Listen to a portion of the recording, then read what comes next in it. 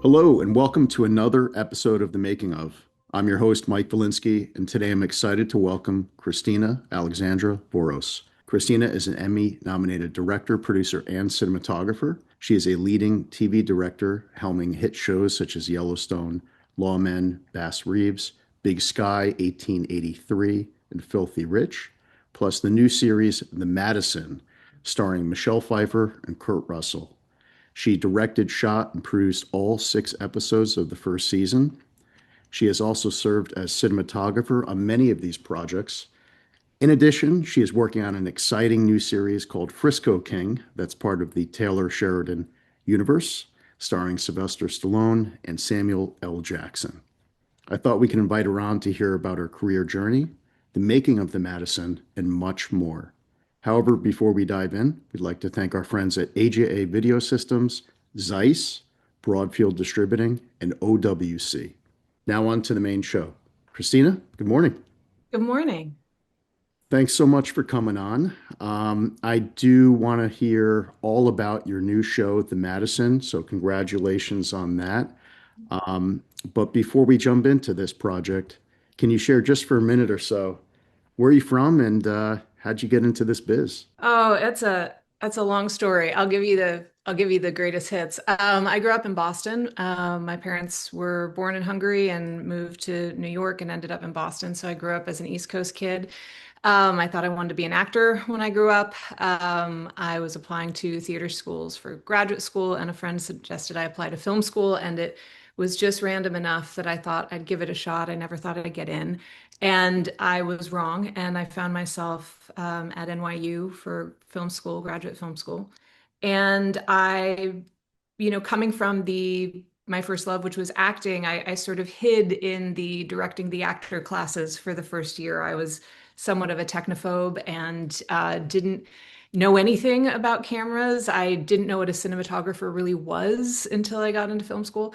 And because that was the technological side was what I knew the least about, it's sort of what I sort of on my own started to lean into quietly, not in class, because it felt like a deficit in my education. And I was a little embarrassed that I was in graduate film school and I didn't really know what aperture was or film speed or so I ended up taking out a loan and buying what at the time was like a top of the line prosumer DV camera. And I think it was a Canon XL2 or something. And I was living with my Hungarian great aunts on the Upper East Side in New York because I couldn't afford an apartment on my own. So I was sleeping on the couch of these two 90-year-old women.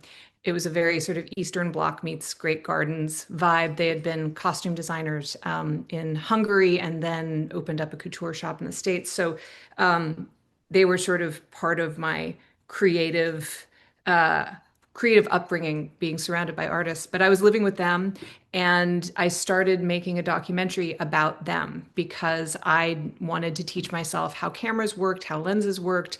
I didn't really have that language at all because I had come from an acting space, a writing space, a painting space. So my first film was a short documentary about these two marvelous older women. And that sort of started my trajectory into documentary film, which I would shoot and direct. And then friends of mine in film school started asking me to shoot their projects, their narrative projects. And for the first chapter of my career, I was really living in the documentary space more. And eventually got my first narrative feature as a cinematographer from James Franco. I shot his thesis film when he was at NYU, which is a feature that he starred in with Michael Shannon, and sort of went from the documentary space to the very indie film space and started realizing after 4 or 5 years of shooting indie films that there was part of my brain that was really gravitating towards directing. I would have impulses behind the camera that were really not my purview as a cinematographer to weigh in on. I'd imagine what I'd ask for from the actor in the next take and things like that. And so uh, now I look at my career, and if you told me 15 years ago what I would be doing, I never could have written that story. But in hindsight, all the pieces kind of make sense and start to add up.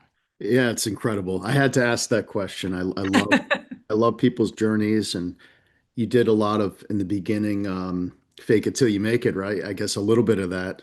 A lot of it. I also had a really uncanny, I don't know if you'd call it luck. I don't know if you'd call it like divine providence. I kept encountering people who were almost like gatekeepers to the next step of my career. So working with James, I met Tim Blake Nelson, an actor that I admired for a really long time. He asked me to shoot a feature for him. I was at a film festival and I met Stephen Goldblatt, a cinematographer that I had a deep, profound respect for. We were on a film jury together, and he introduced me to Tate Taylor that he had shot for, and Tate brought me on to shoot a project for him. So it feels like there were all these kind of cosmic handoffs of relationships that kept kind of guiding me towards where I ended up now, down to meeting Taylor. I got involved in Taylor's world at a really kind of weirdly scary but ultimately pivotal point in my career. I had left my agency because I felt very stuck in a world where, I wanted to do television, but you can't do television unless you've done television. I was caught in this kind of catch 22 of having done these indie films that had not reached a wide audience. And therefore that was the alley that I was kept in. And so I didn't have an agent. I couldn't get another one. The phone wasn't ringing. My stepson had just been in a car accident, and my husband was having a hard time finding work as an animal wrangler. So I started basically cold calling everyone I'd ever worked with, looking for anything. And a friend of mine who was a first AD had been sent the pilot to Yellowstone because she was applying for the job. And she called me and said, "Oh, Jason, my husband should look into this because it's Mustangs and cowboys and cattle. And as a wrangler, he should find out about this. This would be a great gig for him."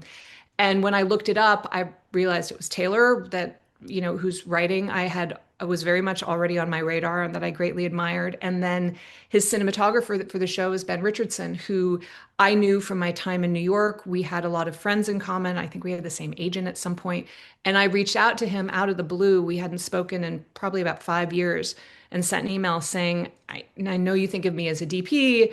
I would love to come operate for you on this show. And I'd never been an operator for anyone other than myself before in the indie space. And I didn't hear back from him. And in the meantime, I had gotten a phone call from Ava DuVernay, who I had also been on a film festival jury with, and we had stayed in touch. And she called me out of the blue and said, "I have this show called Queen Sugar. We're shooting in New Orleans. I'd like to bring you in for an episode." And I assumed she meant as a cinematographer. So I asked, who's the lead DP on the show? And she said, "Oh, no, I want to bring you in for an episode to direct." And I was so kind of gobsmacked by the opportunity. I think she saw something in me at that time that I didn't even see in myself. And she had created the show with Oprah kind of as an incubator for female directors who had not gotten the opportunity to work in the television space. So I had directed my first episode of television, and the last day of shooting, I got a call from Ben Richardson saying, "Hey, sorry, it's been kind of crazy. Can you be on a plane to Utah in 2 weeks? I need a B camera operator on Yellowstone." And so that's how my journey with Taylor began. I was an operator on the first season of the show. The second season, I was asked to come back as a DP. The third season, I was asked to direct. The fourth season, Taylor said, "Well, you do both things. Why don't you just shoot your own episodes and then you can shoot for some other directors the same season?" So it just kind of snowballed. And I've been working primarily in Taylor's world for the last 7 years. I had the honor of doing two feature films with Tate Taylor, and a TV show with him. And then since then, I've been almost exclusively working with Taylor Sheridan. Incredible, incredible. Well, I did one of the questions I did want to ask you, what is the secret sauce or the creative, with your collaboration? Because I love to hear about some of these collaborations. Sometimes it's director editor, we've had on those, or director DP, and so on. Where people really get along. Maybe you're in a mind meld. It's a healthy workflow. You're raising each other's game, have you? Can you share a little bit about that with you and Taylor? Because it's been many years now. It's been many years. Taylor has, I mean, apart from being a sort of once in a generation talent, I think, in terms of the kind of the kind of art that he is writing and the sheer amount of it. He's incredibly loyal, and he has a very keen sense of sniffing out people that he trusts creatively. And that is, in terms of directors, it is in terms of camera operators and props guys and stunt coordinators. He forges relationships with people and then, really kind of invests in them, and is also very good at pushing people to the outer limits of what they themselves might think themselves capable of. So I remember my first day on Yellowstone as a camera operator. I'd never been on a show that big. I was convinced I was going to get fired every day, that I was just sort of, I wasn't sure what the assignment was, right? Because I'd only ever been an operator for myself. So it was learning a completely different kind of energetic space to live in. And so when he asked me to become a DP the second season, I was thrilled, but I was terrified because the machine was so big, and he really doubled down and sort of championed me to the studio and to the network, who were like, why would we, all the people in the world we could bring in to shoot this show, why would we bring in this person who's shot exactly one season of television?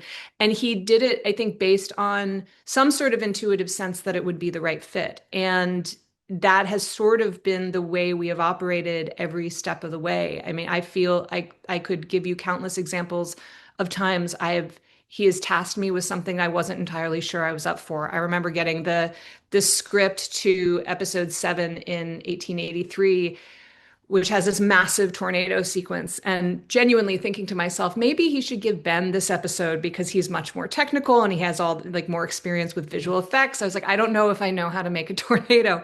And now, that is one of, that was an episode I was nominated for an Emmy on, and it is something I am the most proud of. So he has this wonderful talent of kind of pushing you into the deep end, knowing you can swim. And you might be a little scared of it, but it doesn't mean you can't do it. And that has sort of become a philosophy that I have followed ever since as an artist. It's discerning between, good fear and bad fear, and recognizing the fear that comes from being tasked with something that you have not ever been tasked with, and a certain amount of healthy fear of, oh, I don't know if I have to do, I don't know if know how to do this. And that fear sort of forces you to dig down and to learn what you need to learn and to do the research to, achieve what is being asked of you. Sounds like you're all in now and getting out of your comfort zone. But there's a lot of people listening that are literally, up and coming filmmakers or established or whatever. They work in film, TV, doc, content creators, yada, yada, yada. So you're encouraging people to do what he kind of did, pull you out of, he saw something. And so I guess, would you encourage everybody? What would you say?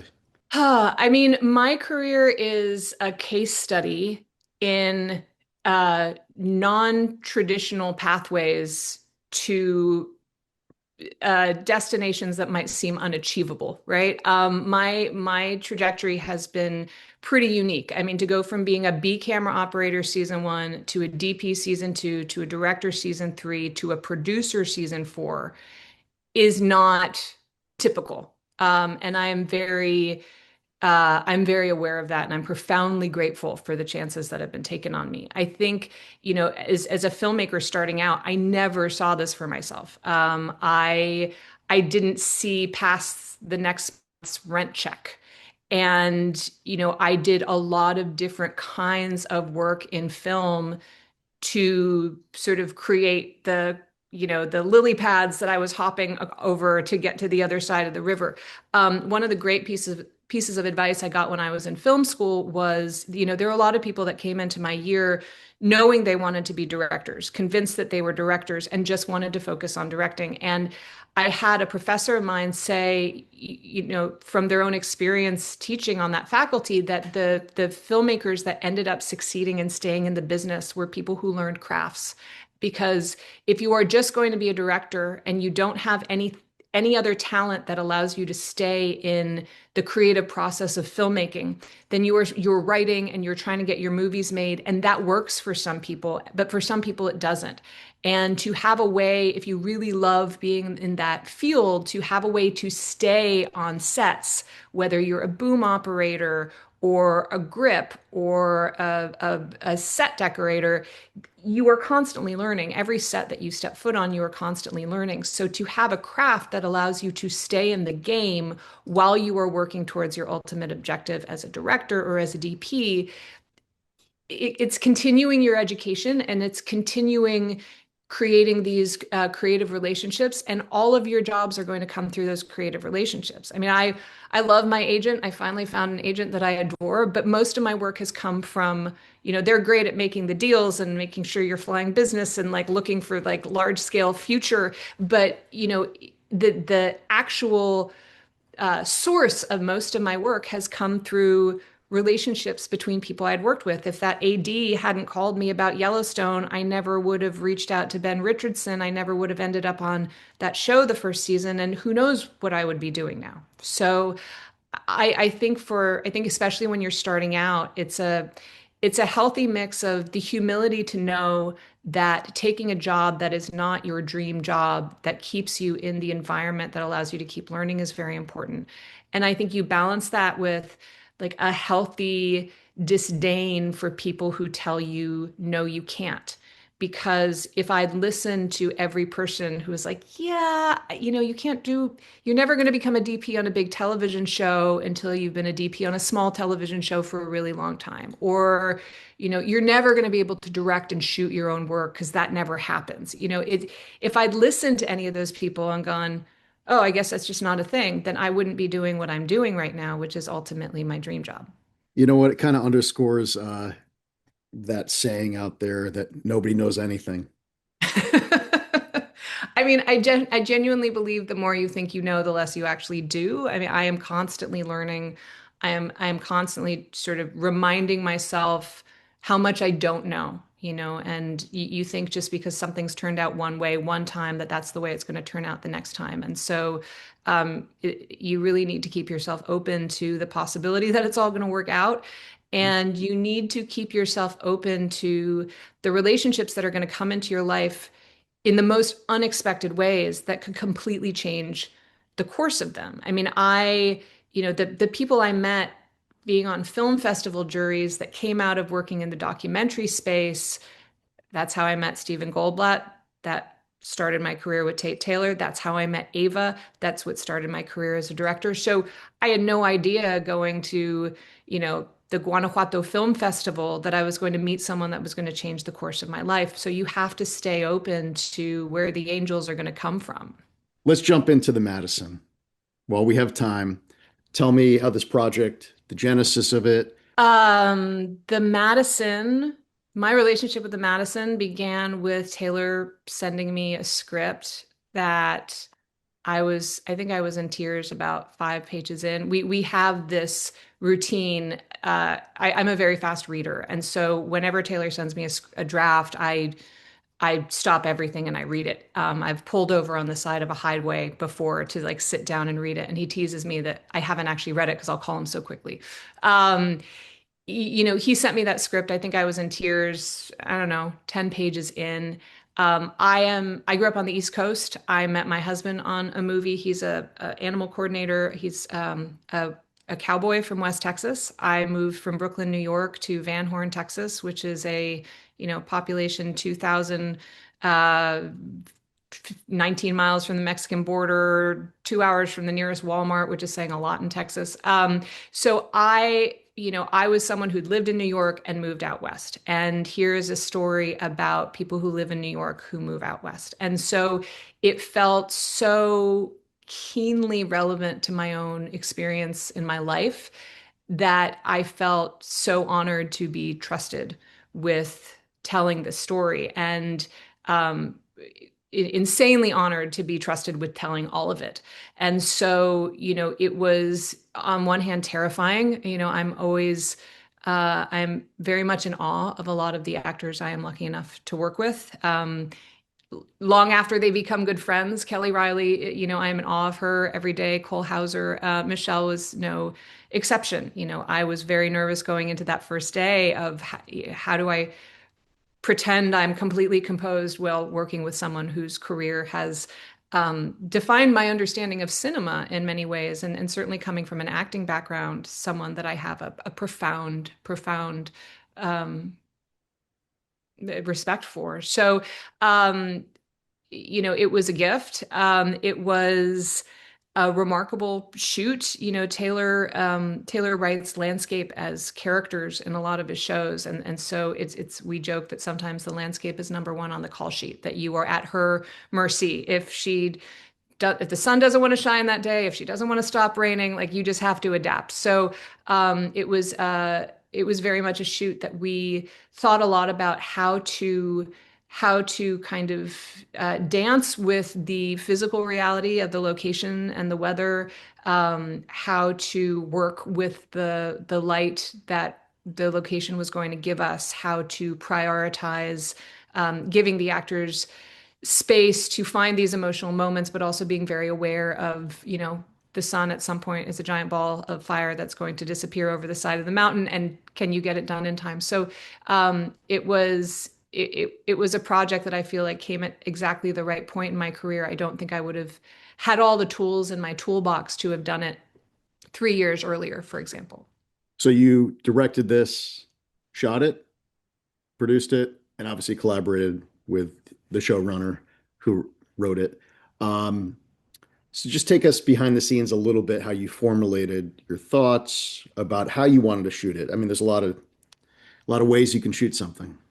Yeah, I mean, I think, it was so important that the experience of the physical space for these characters reflect their psychological space. So there was a lot of thought that went into how does a landscape look to the Clyburn family when they first arrive versus how does it look to Preston and Paul, for whom it is a place that they always go back to, and how does that landscape change in the eyes of the Clyburn family as time goes by and they start to create a relationship with it. So there was a desire to create kind of a starkness, a harshness, um, a vastness that makes a human being feel quite small and alone in the earlier episodes, and as you grow deeper into the story, you begin to see the beauty, and the relationship to the space becomes its own storytelling device.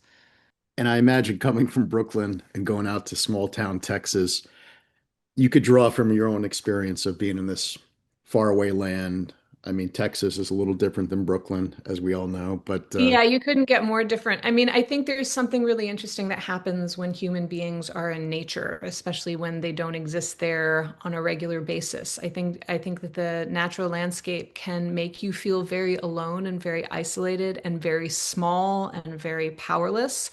And it can also make you feel very connected. And it can bring out feelings of meaning that might not be recognized in a more urban environment. There's something that comes in the quiet and the reflection and the lack of distraction that really forces you to reckon with things. I think the characters are definitely doing this. But I think I was always looking for ways, the juxtaposition between, you know, the experience of being a human in that space being something that is isolating versus something that is connected. And I think we were constantly playing with both of those things visually in the story.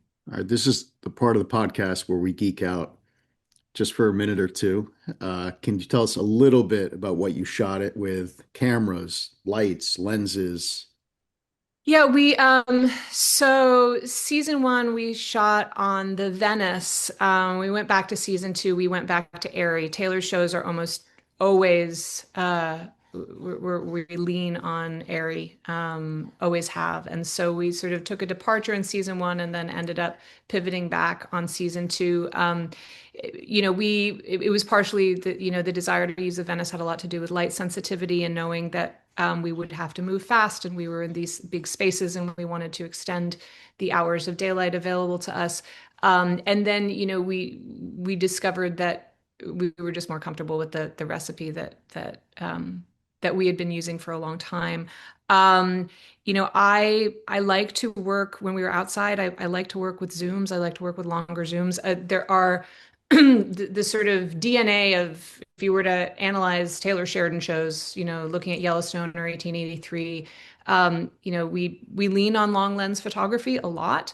But I also find I never use zooms for the motion of a zoom, right? But to reframe or to reset and get another size, I find it very, especially when you're doing a big ensemble show like the Madison is, being able to dance with the actors and to give them space and to not take them out of a moment with a lens change and you call cut and it doesn't matter how efficient everybody is, you're still going down for 5 to 6 minutes as everyone does touches and, oh, let me just tweak this. And so you lose momentum. And I think in powerful emotional scenes, of which there are a lot in this show, it was the best thing for everyone to be able to just, okay, let's reset, let's go again.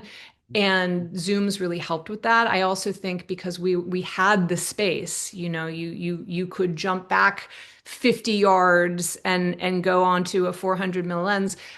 Something really interesting happens too with the cast because the cameras aren't right up in their faces, and so it's almost like they're in a play. Sometimes they don't have to worry about being quite so technical. Obviously, marks are sometimes utterly important, and sometimes they're not. I was talking to one of the actors the other day, and he said, funny thing was because of the way you guys shoot, we never knew when it was our coverage, right? Like everyone's kind of in it all the time, and I would say that's not always true. I will always tell someone what we're doing when we're doing it, and especially if it's a very emotional scene, I'll try to start tighter and then work our way out. And I think it's really important to be communicative with the cast about what is happening. But sometimes if we have a lot of cameras on that show. We had 5 cameras for all of the Montana work, and you've got 5 cameras, and 3 of them might be in wide shot. But if somebody can dive in and get something closer, something magical happens sometimes when people don't have the pressure of going, oh, this is my close up. I mean, there are actors who are very, very precise and know how to hold it for that moment. And then there are actors who are committing to it every take. And so I can't tell you how many times in my career you're like, oh God, why did we start with the wide shot? We'll never capture that again. And so I try to always ask, I would talk to Michelle about it a lot, really the whole cast, like, do you want us to start tighter here? Where do you feel the emotion is in your body? Do you want to get into it a couple of times? And I would adjust our approach to coverage based on, what was best for the actors. Sometimes I would leave a camera on a tighter lens or cross cover when I could, even though I knew I had it in the previous setup, because sometimes magic happens. And so one of the gifts of working with that many cameras is having the ability to do that. Wow. So you used 5 cameras on the Madison? So everything that was exterior we shot in Montana, we had 5 cameras for. We shot 10-hour days, and there was always space for it. And you had, half of our scenes had 6 actors in them at any given time. So it was sort of the perfect recipe to justify having that. I mean, it sounds ridiculous. If you'd ever told me that I would be doing, a family drama with 5 cameras, I recognize how absurd it sounds, but it was the perfect recipe for the kind of story that we were telling in the space that we were telling it in. And what lenses did you use, if you can share the zooms? We use the Fuji Primistas, primarily, and then, for our interiors, we use Zeiss Supremes. My camera crew will back me up on this. I am dyslexic and I am terrible with numbers, and so the joke became on set. We had um, a massive zoom that was, I think it was like a 75 to 400, and I would always, there's like the 28 to 100 and the 80 to 250 and the 75 to 400, and I just started calling the longest lens we had the BAZ, which stands for big ass zoom. And it's sort of, it has become, I think ICG did an article on Yellowstone last year and they actually wrote about it. Like, it's just a shorthand for whatever the biggest monster is that gets used the most depth. But my camera team teases me because I am not much of a tech speaker, so it's like, throw the BAZ on there. Let's get the BAZ on with the doubler. Well, maybe you get your signature lens. We'll talk, right? The Baz, and you could sign Yeah. a little signature. All right. So, because because we've only got a couple minutes here, I wanted to just ask for a second, tell us about Frisco King, because I mean, you've got an incredible cast there, legends, Sylvester Stallone, Samuel L. Jackson. I mean, come on, tell us. Yeah, I'm excited. We start production very soon. It's exciting for me because so much of the work I've done in Taylor's world has been very pastoral, Yellowstone and 83 and Madison. Frisco King is a very different style of storytelling. It is very funny. We are working with legends of their craft, and I'm really excited to step into a different language of storytelling guided by the same voice of Taylor Sheridan. Well, I think if I was a betting man, this is going to be another success. It's going to go well. I look forward to watching that one.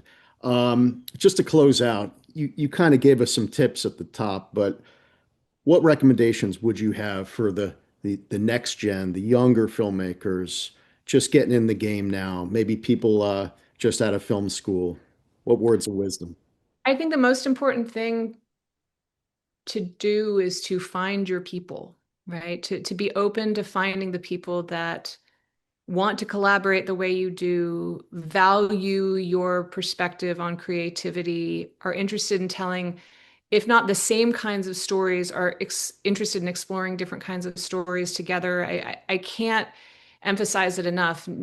Every step forward in my career has been based on some sort of synergy on a very personal level with another artist who is interested in telling stories. And I think you need to trust that as long as you're putting yourself out there, as long as you're not hiding in your apartment, scared to put yourself out there, you will find your people. You will find people who want to tell stories with you, and you have to trust. You have to trust in that. I think there's a tendency to want to like check all the boxes and do, if I do this and if I get a job here and if I start out like this and then if I move there, then I'll have success. And I think there are a million different ways to get to your place. And for some people, going strategically works brilliantly. I've never been that sort of person. I never knew exactly what I wanted to do. I just knew I wanted to tell stories, and I kind of followed the trails left by people before me until I finally caught up with them and asked them for advice. And I think there's a whole lot of trust that you need to muster in yourself and your own desire to be a storyteller.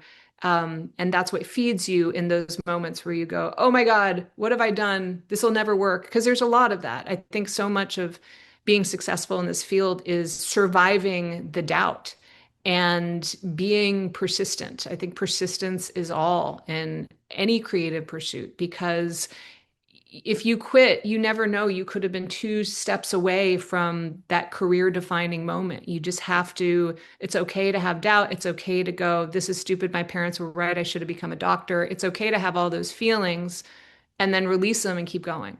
It's been an honor to have you here today. We hope to, Thanks so much, Mike. yeah, we really would love to have you back on.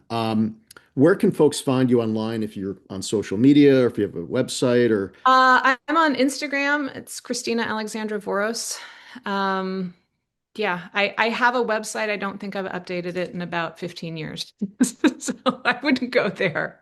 But you can probably find my documentary about my great aunts on there. So yeah, there we go. Well, everybody follow her on Instagram and where can folks watch the Madison and then Frisco as well? Madison is on Paramount Plus. I have been really blown away by how much love we've gotten. The viewership has been uh, off the charts. But yeah, find us there. Terrific. Well, thanks again for joining us. It's been a great chat. And also thanks to our friends at AJA, Broadfield OWC, and Zeiss for their continued support. We'll see you all on the next episode.